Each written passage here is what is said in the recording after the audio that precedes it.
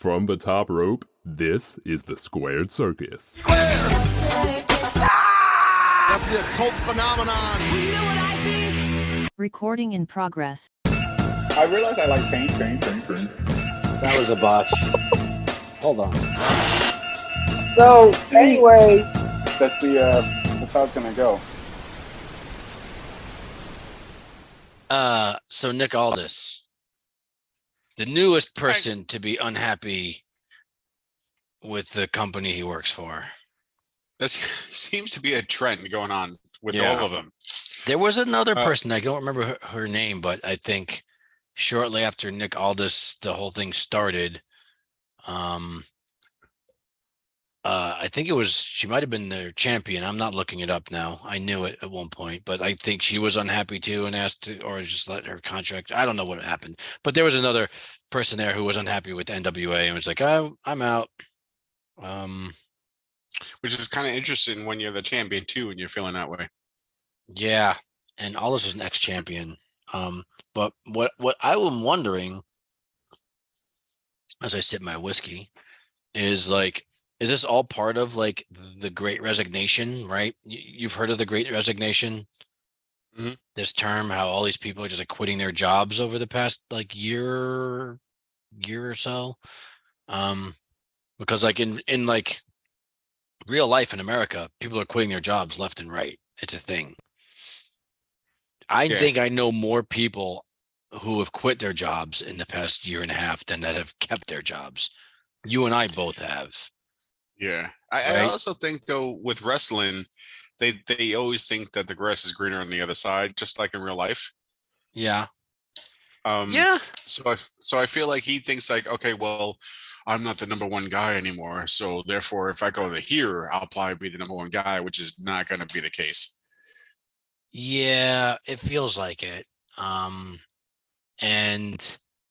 I mean, apparently he was offered a deal by Tony Khan at some point, but he chose to stay with NWA. And my guess is like, kind of like he thought he could do more there. Smartly, expecting to be like sort of a bigger fish in a smaller pond instead of like getting lost in the shuffle in AEW.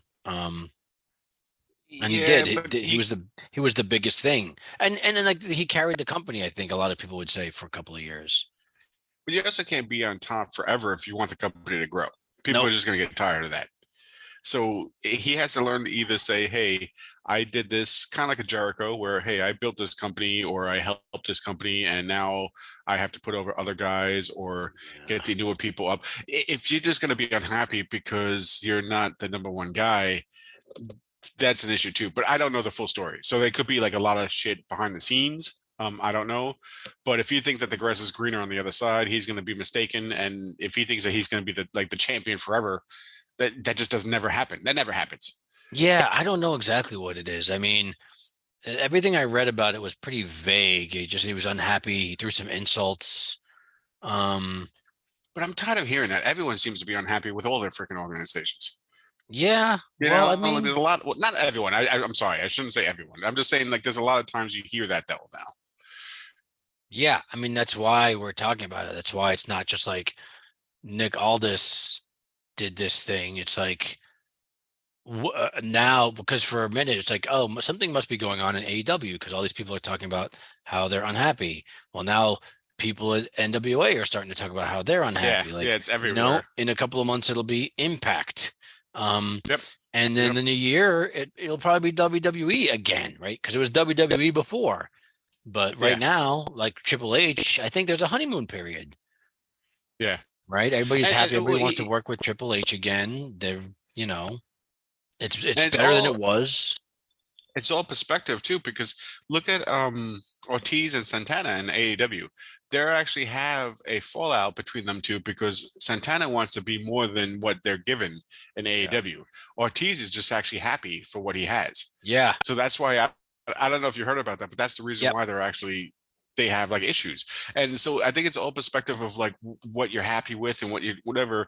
Because like I said, some Yeah. people know that, hey, I could go to fucking WWE or go to like anyone who's in AEW or WWE and goes to NWA will probably get a huge shot for a while, but Yeah. eventually it's going to be the same thing. You can't be champion, you can't be number one forever. You Yeah. just can't. They're not Roman Reigns. Like, you know, that I won't he's been comment on fucking- that. he's fucking champion for 2 years. But I think everybody needs to go to New Japan. That's the place where I think people are. That's the company that's best at keeping people feeling relevant, even when they're not on top. all of them, from what I hear, and I don't even watch a lot of it, but I feel like all of them, because anyone who comes from New Japan, everyone says it's a big thing. So it's kind of funny how like every single person that you see on like AEW or whatever, like, oh my god, this guy's a shit, and you're like, everyone. So it's so yeah, I do believe in what you're saying there. It's kind of true. Like when Suzuki comes over, people lose their minds. I'm one of those people. I love Suzuki, but like he's never been champ, never been heavyweight champ, as far as I know. You know, he's like had mid card belts. I don't even think Intercontinental. I think he was never open weight champ. Anyway, neither here nor there. Where Ishii comes, but I mean, yeah, and I've talked about this before. You could have a match, you know, next month with Zack Sabre Jr. and whoever's the champ. I don't even know who it is. Jay White. And even though Zack Sabre Jr. hasn't been in a championship picture for like years, it would feel legit. It would make sense. It wouldn't seem out of left field, or that, you know, like it's an enhancement match. So NWA is just kind of iffy because it's like, I understand like they're not like, I can't even comment too much because I haven't really watched that much of it. But again, I would like to know more insight of this because I want to know why he feels so disgruntled there if he was on top for the longest time. And I mean, again, like I said, I don't, what is he, does he plan on going somewhere else? Did you hear him? I don't know. I haven't heard anything. And maybe more will come out because like it sounds like more stuff is coming out every day. Like today, more stuff came out. You know, this was like over a week ago when he first announced that, like, I forget what it was. If he asked to be like go, and then he was suspended, and he said some things publicly that got him. I guess he said some things publicly that got him suspended. But So there's a little bad blood too. I but wonder even, now. like, I just thought of this now because they just put the belt on Tyrus, who I don't know if you remember that dude. He was Brodus Clay in WWE like 10 fucking years ago. Yeah. And like, I don't know the story, but I feel like he rubbed a lot of people the wrong way at certain point. So maybe knowing that guy was getting the belt, maybe there was some bad blood between them, and that. And like EC3 now is, I think, over there kind of prominently, and he's somebody who's been rubbing people hell the wrong way. So maybe the idea of like bringing in these people or pushing these people who like maybe, you know, he doesn't get along with or have these bad reputations. And I get it. You could only go so far with a company. So I get it where people would say, hey, let me go to this place because I could only do so much here. You know, I mean, look at Cody Rhodes. Cody Rhodes, you know, he went to WWE because he just wanted to get the big one. That's pretty much all his goal was. He had no bad blood with AEW. He even said it. He had no bad blood with anyone. Dude, he just wanted to go for the big one. He started this whole trend. Yeah, whatever, 8 really years did. ago, the first time he left WWE. He left WWE for greener pastures. He said, you know what? I can do better somewhere else. I can do better on the indies. And he did. And when he did, and when he did the indies, that has what's the other dude? Oh my God, why can't I think of his name now? From fucking Long Island. Matt Cardona. Yeah, he has all the belts and all this shit. He did all this shit too with the indies. He's probably like, you know what, why would I go to these companies when I'm like the hottest shit now? So I really do think Cody Rhodes started a lot of that. You're right.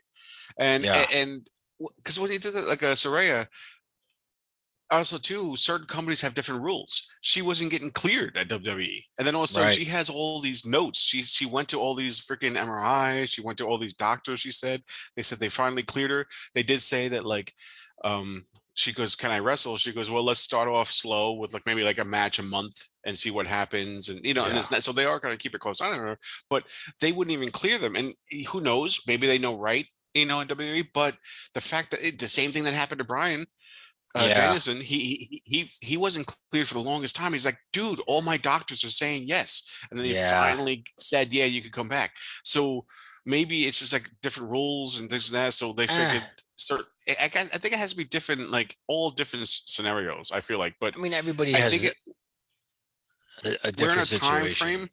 We're in a time frame that like people are getting fed up of getting treated like shit, just like in real life of the jobs. I think they're getting tired of that, and they figured like, you know what, if I am going to suffer one way or another, I might as well see who pays the more money, who's going to give me the most airtime, who's going to, you know what I'm saying? But it's Like, not even just people who are getting treated like shit. Yeah, it's true. He got treated very well. Well, no, but like somebody like Malachi Black, I don't think got treated poorly, but he expressed interest in leaving, being able to go back to WWE. I do think. See, I heard rumors and I read articles that like he did kind of want to go back because of Triple H, but then when they said that like he couldn't wrestle for 5 years, they just granted him because him and Zelina Vega had got time off at the same time, so they were dealing with a lot of personal issues. I don't know. Right. I don't know if it's with them or family, whatever. I'm not gonna say that, but they were dealing with personal issues. And so they both were time off from both their respective companies. Yeah. And then I think after that, he said, you know what, if I'm going to be stuck here, let me just wrestle. Do you know what I'm saying? So, and that's why he came back. But I do think it started out where he wanted time off, but he wanted to go to WWE. Yeah. And I don't know. I mean, I think it's that like, is that just in the air? Is that just part of the zeitgeist in America now? Like everybody is seeing greener grass on the other side? Like everybody from like the, from just everyday workers to like celebrities, like wrestlers, like. I would like to break it down to like something that has nothing to do with wrestling, but like, let's say like movie wise, there's way too many options. And I'm not saying that's a bad thing. It's good that we have wrestling fans has all these options to watch, but as a wrestler, because there's way too many options. If you watch a movie back 20, 30 years ago, you go to Blockbuster, you wasted like 2 or 3 hours with your friends arguing what movie to watch. You finally bought the movie after 3 hours. You're going to go home. You're going to watch the fuck out of that because you already spent like $6 and you took 3 hours to wait. Now you go to fucking all these streaming things. You watch a movie, it sucks. 10 minutes later, you just change it to the next movie. All right, fuck it. Yeah. Next movie. All right, fuck it. Next movie. So back in the days when you only had 1 or 2 companies, you just made it work no matter what. Now, the fact that you don't have to make it work because you're saying, hey, there's all these other companies I can work for. So when you're in a company like NWA, that's not as big as even AAW, and that's definitely not as big as WWE. So you're like, I have all these companies that I could probably go for, or indies that I could be the next best thing or whatever. Anyway, so therefore, because you have all these options, it's a lot easier for people to say, fuck it.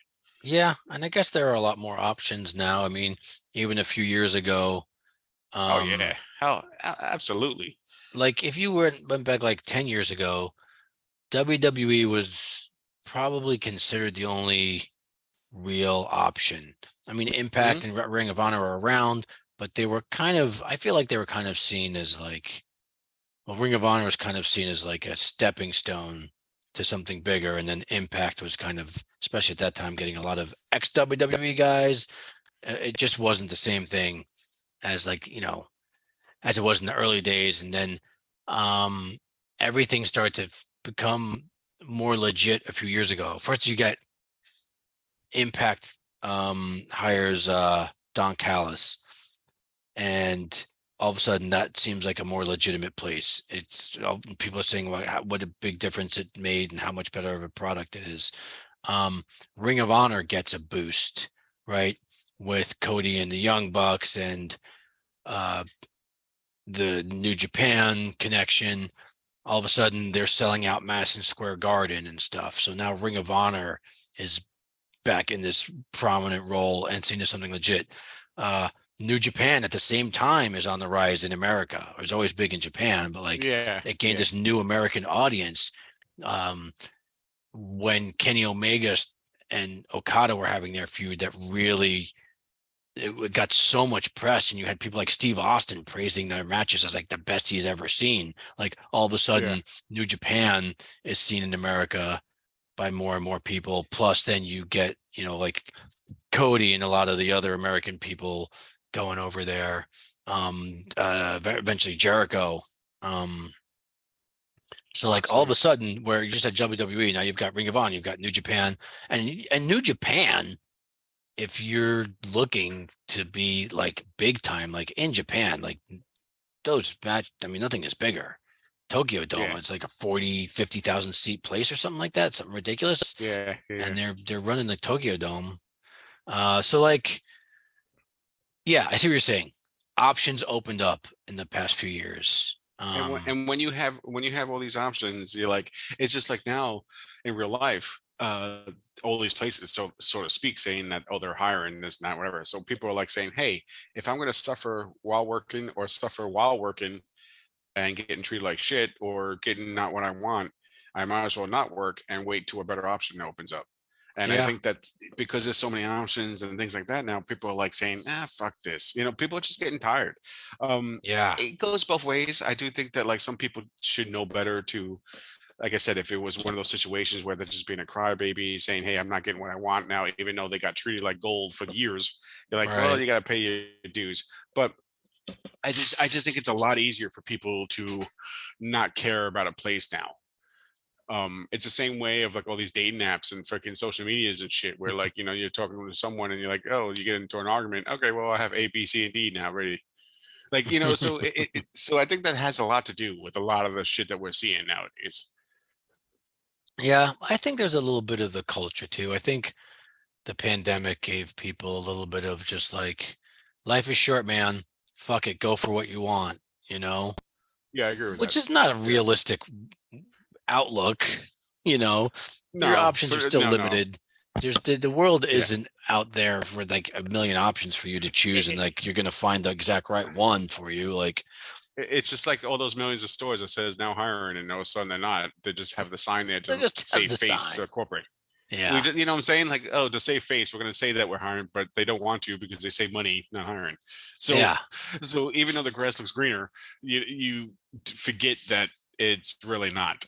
Yeah, I bet with all the people who are quitting their jobs and moving on to other things in this whole, not wrestlers, but just people in society, with this whole mass exit, half of them probably are better off, and half of them probably wish they kept their jobs. My guess is it's probably 100%. A wash. It was probably a wash in the end, and I'm sure the same is with wrestling. It's just like, But I have to believe that it got into their blood the way. I mean, it's been a trend in wrestling for a while because people were unhappy at WWE, but that was a specific thing because Vince was just like notoriously difficult to work for. I don't think a lot of people give credit to how much Vince McMahon leaving shook the whole entire wrestling world. Oh, I think people gave it credit, but they might have forgotten by now. They might, but like it changed the game of a lot of things, and but yeah, because go back to your point of saying how people regret this and that, whatever. Because this many times when I'm sitting and thinking, oh well, because you forget how bad it was. Because if you go to a place and you're like really shitty, and you're like, oh fuck, I should have just stayed at the other job, but you don't remember how shitty the other one was because you're not in it anymore, and you're just sitting there thinking, I should go back to that. And then when you go, just like a wrestler going back to WWE, like, I want to go back to WWE. Then all of a sudden you go back to WWE and you're like, okay, I'm still not on TV because there's too many fucking people and I'm still not getting pushed. I should just say that the other one, because you just kind of forget mentally. You don't remember. But it does. There seems to be a huge push on that. And it's just weird. It's just weird to see a lot of people not happy. And I hope down the line, a lot of these companies could just work together. And it's almost like I had an idea of like how they always called contracts. Do you know what I'm saying? Quote unquote contracts. And like, so make them contracts where you have your hometown, your home, organization, but you're allowed to wrestle for, like, if this company says, hey, we'll give you a certain amount of dollars if we could use this guy for this match, or we use like, and let them have dream matches. You know how fucking the world, any wrestling fan would love that. Any So, wrestling like, fan would love that. if you're AEW and you want to rent Kevin Owens, you can Yeah, you can you'd be like, all pay right, here, WWE to rent him. here's. But if their contracts, do you know how many dream matches? Because listen, what's the difference of AEW doing it with New Japan? Yeah. Do you know what I'm saying? So you know damn well they paid New Japan for people, and they had some kind of deal to do that. Otherwise, they wouldn't do it. So what's the There's- difference if everyone worked that way? Well, I think it would lose some of its excitement because, I mean, you've got Tony Khan hyping up the whole Forbidden Door thing. They have a whole pay-per-view called Forbidden Door.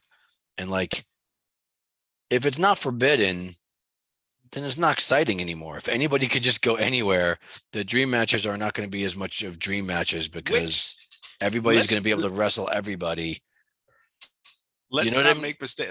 Let's not mention. We have to mention too that the Forbidden Door shit was actually a mistake. Do you remember when they said Forbidden Door? It was supposed to be some wrestler that they brought back because he was from somewhere else, but then they realized that people thought that it was going to be this, so they had to put Jay White into a segment just to make it be Forbidden Door. So that's right. all there's a whole Forbidden Door shit was a mistake. So it just so happened that they made it well where it skyrocketed because people loved it.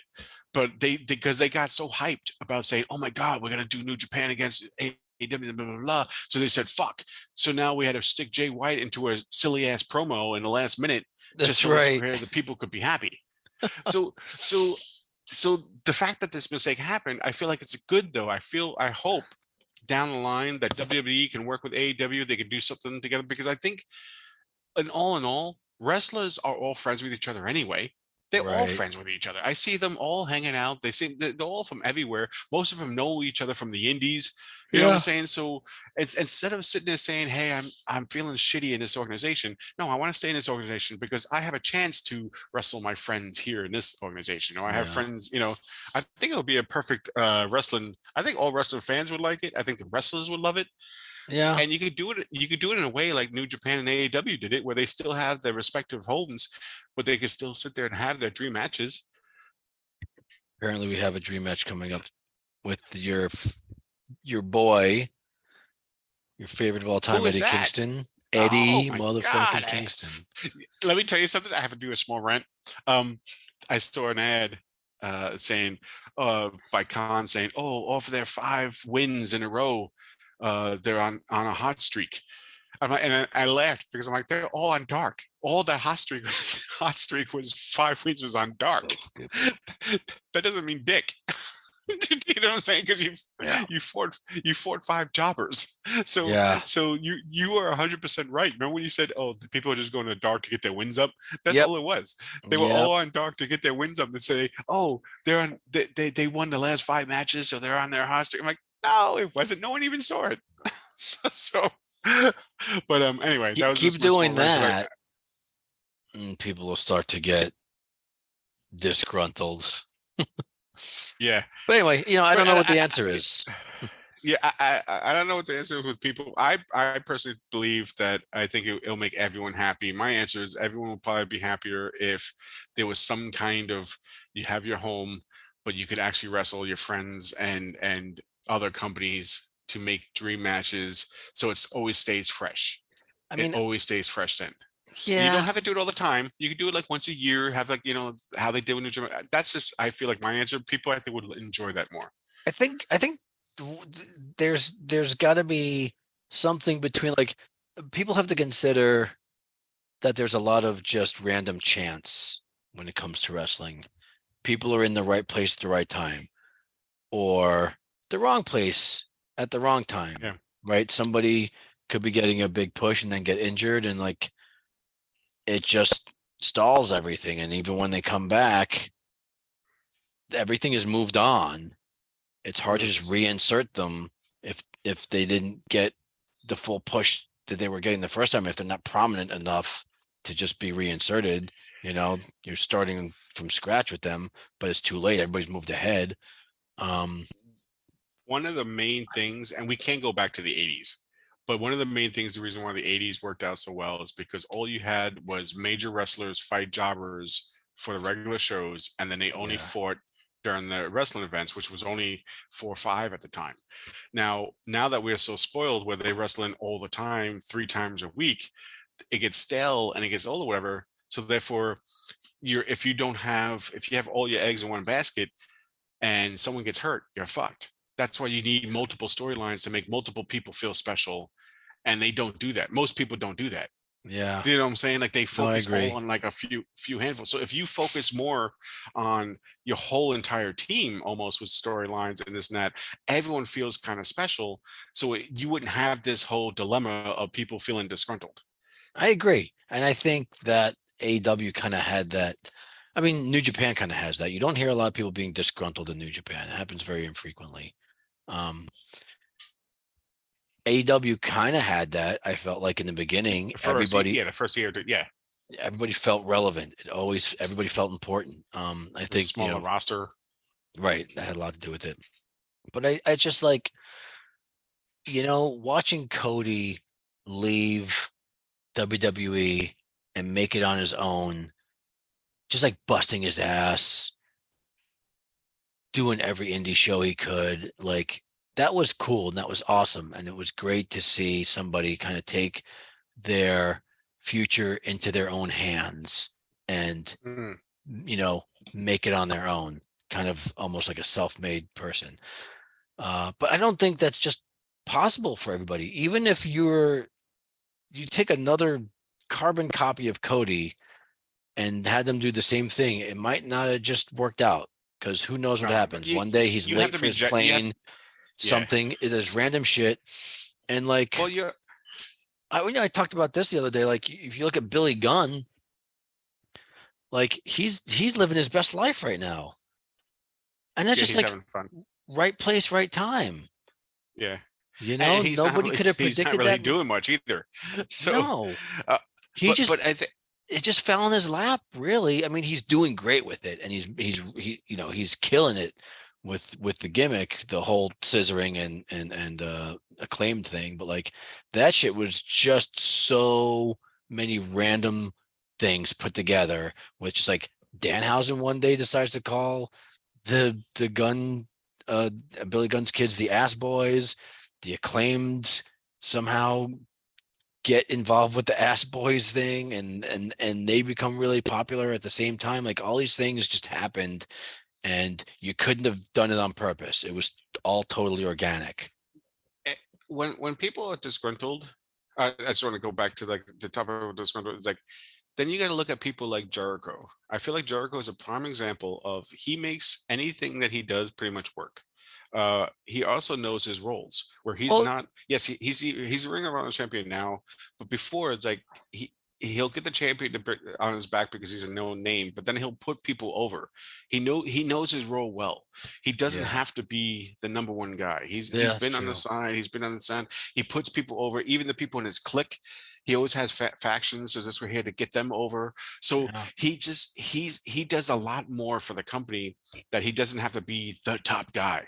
You know, and so when you have someone that just wants to be the top guy, they're gonna be disgruntled. Because I feel like that you're not in it for the love of the business then as well. Some of it has to put on themselves because Jericho's, like I say, he's been doing this for 30 fucking years. Obviously, he was not the top guy for 30 fucking years. You know what I'm saying? Like he did mid-Carter, he did top guy, he did like even just fucking low shit and starting people, So when you look at things like look at The Rock, like people who know how to handle the crowds and stuff. So some of it of being disgruntled is just because you're not maybe getting over with the crowd as well. You're not in it for the love of it, maybe. I'm not saying everyone. I'm just saying that maybe like some of it, like because some of them should get pushed more, but some of it has to be accountable of saying, hey, what am I doing wrong as well? That's not making, because if you're going to be selling all these t-shirts and you're going to be selling all these crowds cheering or whatever, you're going to be the top guy. Well, I don't know. I don't necessarily agree with that. I think only so many people can just have their fate in their own hands. I mean, The Rock is a unique situation and Jericho's a unique situation, but I think too many people see those people and think like I can be The Rock if they just give me a chance. I can be Jericho if they just give me a chance. And sorry, you can't. There's one Jericho, there's one Rock. look at Danhausen. Danhausen's not going to probably get a fucking belt, but he's a fucking crowd favorite. And he knows it. But he plays his role. He says, "All right, I'm going to come in for fucking 2 minutes and just try to fucking sit there and scare, like, put some guy in a trance." And he does like a whole a joke type gimmick, but he's over, and he's okay. You know what I'm saying? Like, but he's over. He's okay with it. He does his role. Yeah. He's not just so I just think it all depends on the person itself as well. It's not just the company. It's kind of like what you want out of it. It's same thing with Ortiz. When I say with Ortiz and Santana wants more, so therefore he's disgruntled and wants to do more. Ortiz, as he says, I'm happy the way I'm doing it. I'm getting paid. I'm on TV. What the fucking more do I want? You know what I'm saying? So because some people know that, hey, I'm not going to be a Punk. I'm not going to be a fucking Jericho. I'm not, and that's okay. You can't have just nonstop top people. Mid carders are actually really good too, if you make it work. Yeah, I think I don't know. I think the biggest thing is that it becomes contagious, right?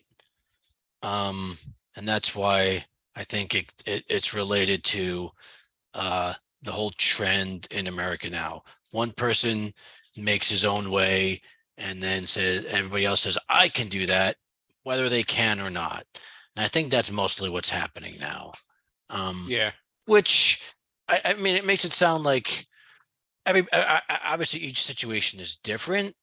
And some people probably can make their own way, and some, Cody did, and Matt Cardona's doing it now. But you also have to have the talent, though. You have to have the talent, and you have to just, I don't know, you have to have, I mean, there's just so many things. I don't want to get too into like what it takes. The point is just that I think there's something in the zeitgeist that is making everybody feel in wrestling and in everything else that like there are greener pastures out there.